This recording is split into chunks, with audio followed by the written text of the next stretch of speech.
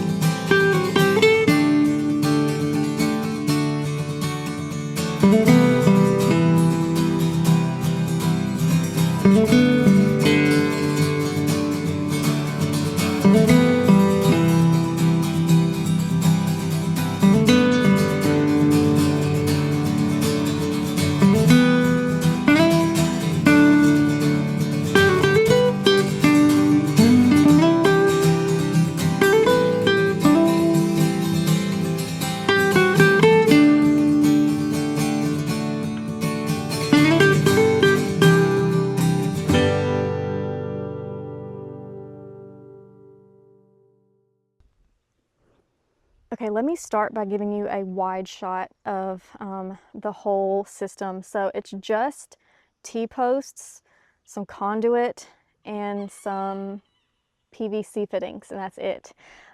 We have 2 rows here, as you can see, spaced about 3 feet apart, and you can see that they are held up with strings. So essentially what this tomato trellis is doing is it is mimicking how commercial tomato growers grow in a greenhouse. In a greenhouse, they will single stem their tomatoes and grow them up a string like this. Now, what's this type of trellis really, from what I understand and from what I am seeing so far, really only works with single stemming. So let me give you a close-up look of what single stemming means. Okay, here is one tomato plant that we are looking at. There's the top and the bottom. I need to get out here and do some major pruning. So this is a good time to do this. But single stemming means you're going to basically remove all of the suckers on the plant. If you're not familiar with suckers, it is simply each branch that comes out between the main stem and a branch. So this is a branch. This is the main stem. This right here in the, some people call it the armpit, I call it the V.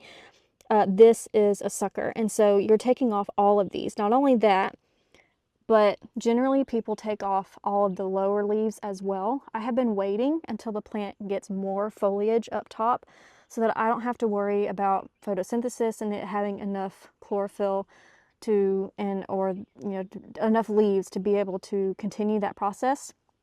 I am at the point where I can very safely go ahead and start removing all of these. So I'm going to go ahead and do that real quick. But the reason why single stemming works best with this method is because all we have is the string supporting the whole tomato plant.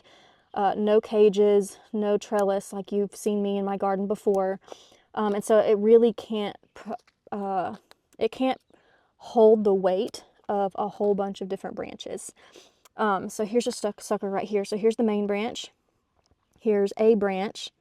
Here is the sucker. And it is, if I let this sucker go, it would produce a fruit cluster just like that one, which is good. It's fine. We are reducing our fruiting ability by suckering our plants, but that's it's a trade-off. There's so many pros and cons. Y'all have seen me, if you're friends of the channel, y'all have seen me grow tomatoes so many different ways, and I still grow them all different sorts of ways. One other note, I'm going to go ahead and get this one too, because like I said, I am just cleaning up this entire stem down here. Now I'm going to leave all of the rest of the plant just as is, and then I'm going to show you how I'm attaching the tomatoes to this string right here. But I am still growing tomatoes all sorts of other ways. So there's my tomato trellis hoops right here that goes all the way down there. I don't know if you can see, but there are still tomatoes all along there. And so I'm still growing tomatoes all sorts of different ways. But this particular style is going to help my disease control here in the hot and humid South. This is maximum airflow tomato trellis. So if you deal with fungal diseases with tomatoes, I am almost convinced that this is going to be the best way to grow them. I'm doing side-by-side testing with the way I've always grown tomatoes right over there, and then this new system right here. So we will be able to tell, and I can be able to share with you a greater, like what my thoughts are as far as side-by-side testing and its impact on fungal disease. But you can clearly see that this is just absolute maximum airflow. Okay, the sun is giving me some issues with the camera shot, so I'm sorry about that. But here is the key to this whole system. This is 100 pieces, I think. But these were super duper cheap. They are little hooks that are reusable. They actually call them tomato hooks or tomato rings or something like that. But you just close them like that and then push this little tab. I have always, pretty much always used either zip ties or just like a nylon string to string up to my tomatoes. The nylon string is reusable, but I have to untie and retie the knots, and over the season those knots get extremely tight, so I find myself just snipping it and not reusing it, so it's not ideal.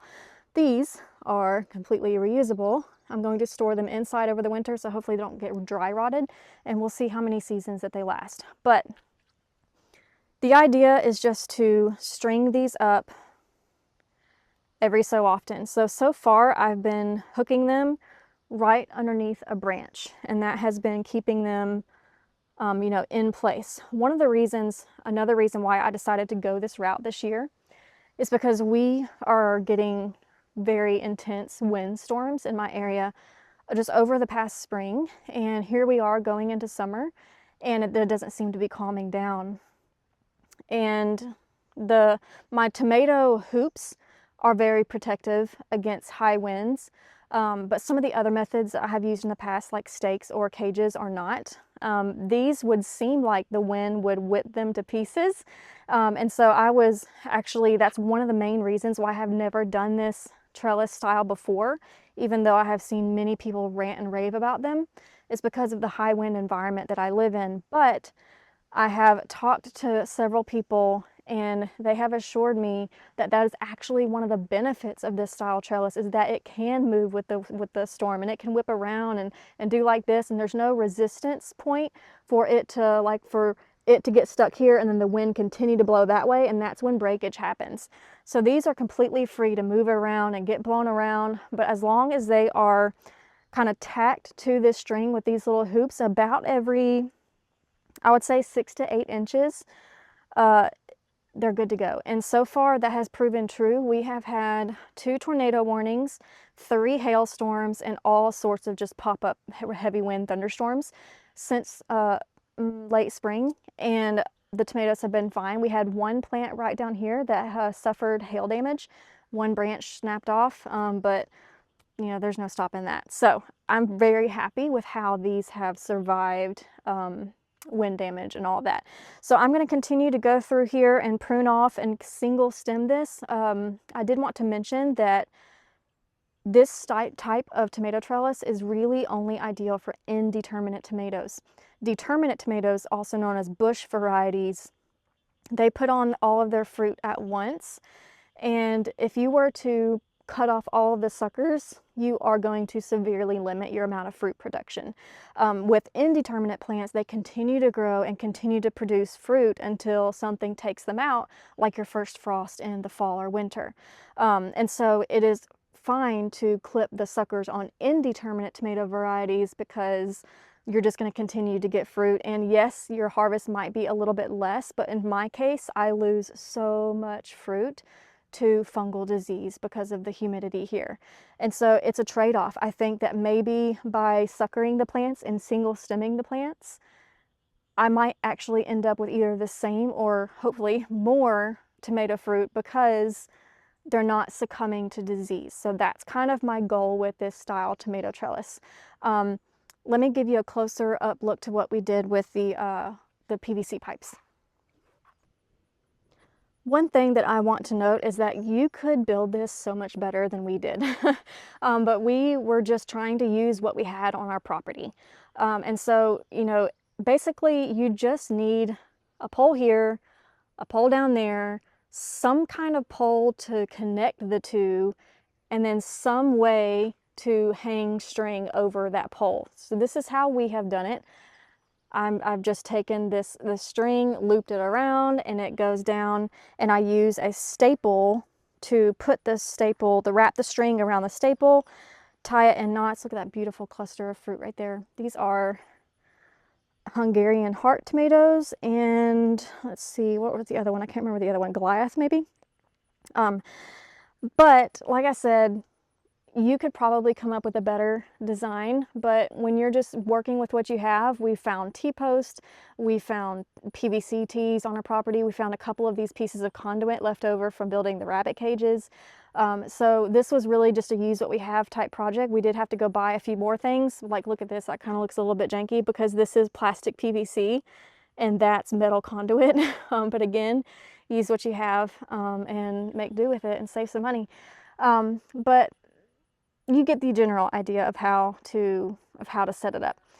So I hope this gives you some good ideas for your own garden if you too struggle with humidity and fungal disease.